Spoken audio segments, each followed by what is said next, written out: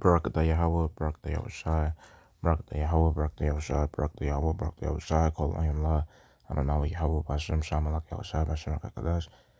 Double honors to the apostles and the elders, great millstone, peace, citation, hopeful at Shalom. And the title of this video is going to be Jamaican man shot 9 times by white men. And pretty much the article is gonna go into saying about how this Jamaican guy, his name was Peter Bernardo Spencer. That's his full government name. And they said that his family believes that his death in Pennsylvania was like a modern day lynching. And obviously when you hang out with a group of white men, that's gonna be like a little cover up, you know, they're gonna have after they, you know, murk you. Pretty much what happened was he went on some, you know, trip with them, I think going hunting or camping or some shit.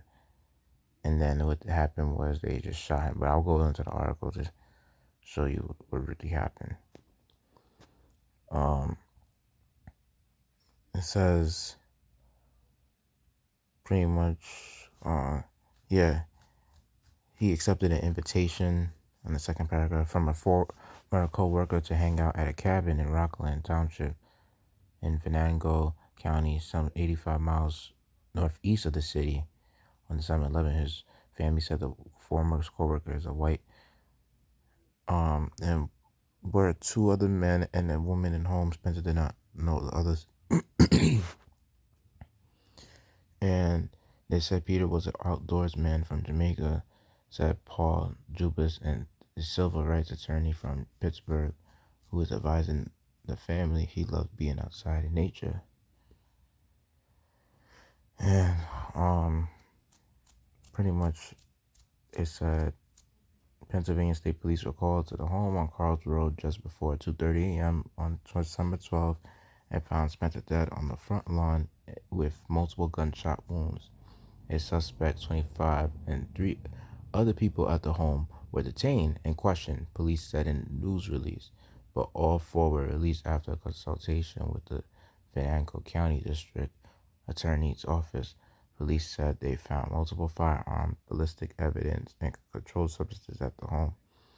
But after 6 weeks, no one has been charged with a crime. Those working with Spencer's family are asking other law enforcement agencies to get involved.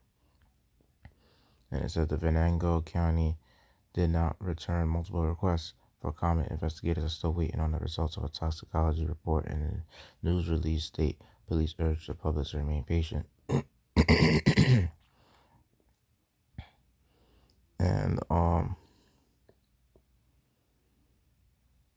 pretty much like most of the bullets that when they did the autopsy, they mentioned in this paragraph right here, it says that most of the bullets that entered Spencer's body was actually from behind, showing you that it's kind of a little spiritual, you know, how Esau is pretty much a person that will kill you right behind your back, you know.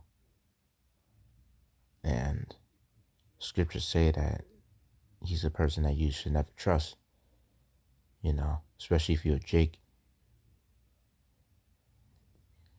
And, you know, whatever this person said in that, my initial thought that it's absurd to talk about self-defense with 9 gunshot wounds.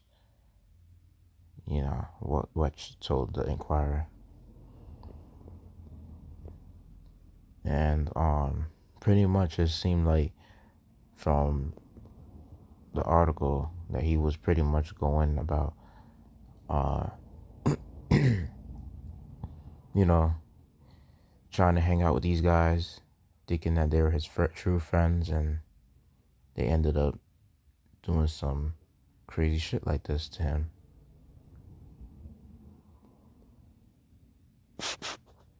And going more into this on case, I know every other news article, pretty much like there's some that show more information than others, and it seems like you find the most information here. They say that Peter Bernardo Spencer, Jamaican immigrant from Pittsburgh, was shooting his AK-47 assault rifle to the December sky and growing angry and erratic. Witnesses told investigators. Spencer, who, like some of the witnesses, had been drinking alcohol, smoking marijuana, taking psychedelic mushrooms, began telling others he was a god. Investigators said and demanded their car keys and phones as they expressed concerns for their safety. That's what they claim. And they claim that Spencer pointed the rifle at his friend, the man who invited him on the weekend getaway in the outdoors. That man drew a handgun and killed him. Investigators said the shooter told investigators he believed Spencer was intent on killing him. And the three other guests who were hiding on Tuesday afternoon, the Venango County District Attorney said that man, who was not identified, was justified in shooting Spencer in self-defense. So I wonder why they're not identifying him. And let me see. And it says Spencer family met with investigators Tuesday morning and will walk through the decision not to charge the shooter with homicide. Allen said he declined to characterize their reaction to the news.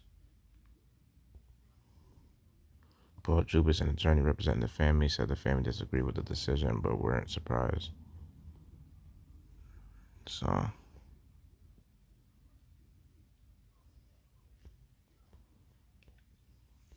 and they said on Twitter Tuesday, Spencer's father said, "We will squeeze the venom of corruption of whom is involved in the killing and covering up." And this is pretty much let me see.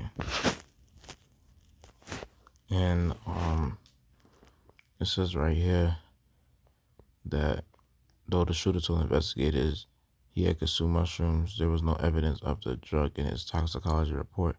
Spencer tests revealed psilocin. White said psilocin is a hallucinogen that can cause panic attacks and psychosis. During the news conference, White said Spencer told the others he had never eaten psychedelic mushrooms before. There was no evidence, White said, of any erratic behavior in Spencer's past. So,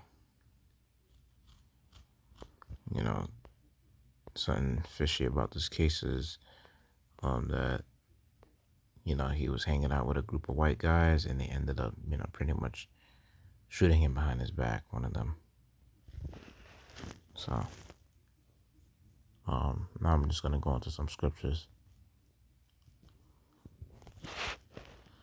And in Genesis chapter 27, verse 41, it says, "And Esau hated Jacob because of the blessing wherewith his father blessed him. And Esau said in his heart, the days of mourning for my father are at hand. Then will I slay my brother Jacob." So Esau promised that he would really slay his brother Jacob. And this is the progenitor of all Edomites, by the way. Most of you viewing this probably already know that. And Edomites are obviously the so-called white people, the Caucasian race. Pretty much Esau had a perpetual hatred for Jacob because Jacob earned the birthright while Esau didn't. And the birthright was pretty much mentioned that it was supposed to be for Esau, but it was honestly like the Most High played him because he used a woman to take away his birthright. And that's why these Edomites, that's why they hate us. Pretty much. There's just something about us that they, can't stand, and it's our spirit. So that's why they really hate us with a passion. And mostly these upper level Edomites, they wouldn't know why they hate us, but the lower level ones, they don't know. They just have that feeling. So And it's all spiritual because this is the type of hatred the Heavenly Father has against Edomites, and we are the Heavenly Father's people, so-called blacks, Hispanics, Native American. So pretty much, since we come from the nation of Israel, and we're the descendants of Abraham, Isaac, and Jacob, we're considered as God's children, and these Edomites hate us because of that. Yeah. And the hatred that the Most High had against Esau started, pretty much when Esau was, considered as Cain, you know, and Cain was cursed with that leprosy, which was like having pale skin, you know, the skin that Edomites have. That was pretty much his mark. And then even as a serpent, which was before Cain,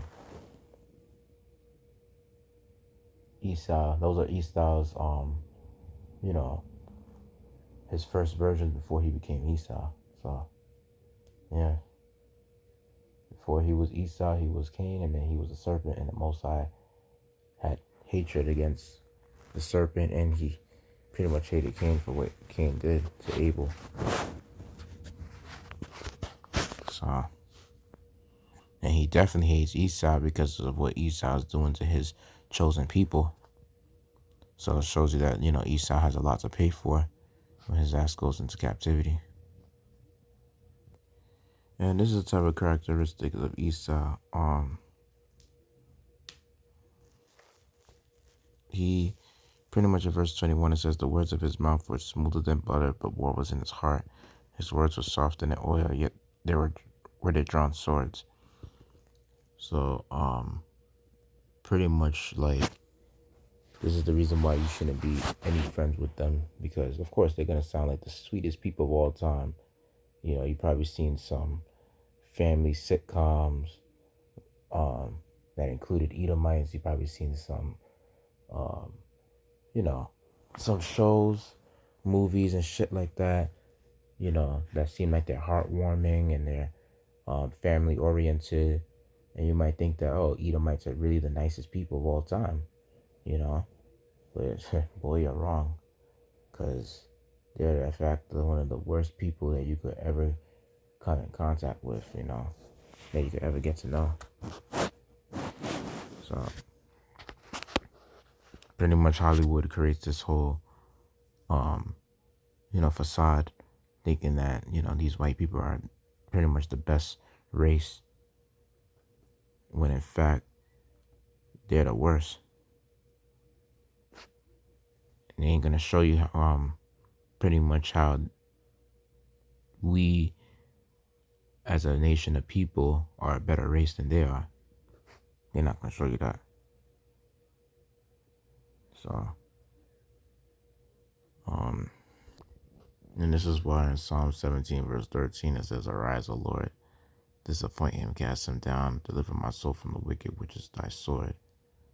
You gotta really make sure you're on the Lord's good side, because boy, Esau is he's considered to be the wicked, and seeing what they could do to a black person and get away with, that just makes Esau, the Most High's, sword, and he is the Most High's sword on the left hand side. Like, that's basically his third dimensional sword, pretty much, because everything on the third dimension is obviously physical and carnal, and Esau is one hell of a carnal person. And the Most High controls Esau. So, and this is the reason why, the Most High didn't want us to have no dealings with these Edomites.